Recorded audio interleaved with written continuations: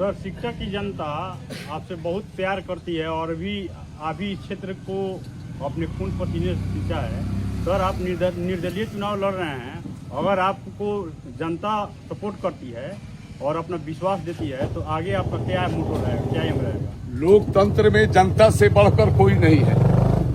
पार्टियां को भी व्यक्ति बनाता है, लोग बनाते हैं, पार्टी लोगों को नहीं बनाता है। लोकतंत्र में अगर पार्टी को ही वोट, संवैधानिकी को जो है लोकतंत्र में ही संसदीय व्यवस्था का अगर नेता चुनना होता तो फिर ये पार्टी अलग अलग 243 विधानसभा क्षेत्रों में अलग अलग लोगों को टिकट देने की भिन्न भिन्न पार्टियों के क्या आवश्यकता थी।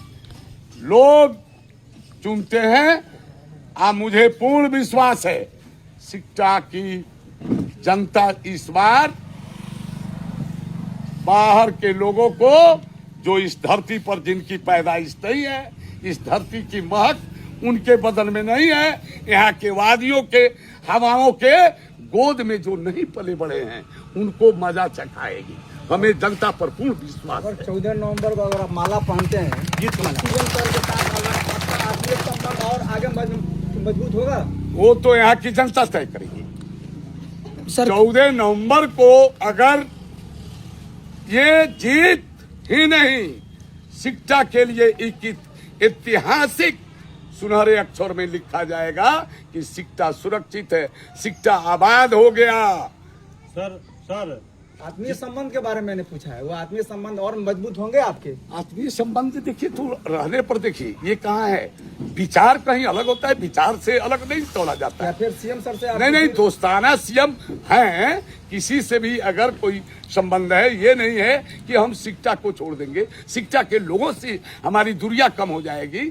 हमारे लिए सर्वोपरि शिक्षा की महान जनता है। इसके सामने मैं किसी को, चूंकि मैं इन्हीं लोगों के कंधे पर आखिरी हमारी सफर भी होगी, इन्हीं लोगों के कंधे पर हम जाकर जो है जमीन में हमारी दफन होगी। मैं शिक्षा को कैसे भुला? सर, क्या आह्वान करना चाहेंगे आप? शिक्षा विधानसभा के इसी मिट्टी के लाल हैं और जैसे कि बाहरी देखा जाता है, बाहरी आकर चुनाव लड़ते हैं, चले जाते हैं।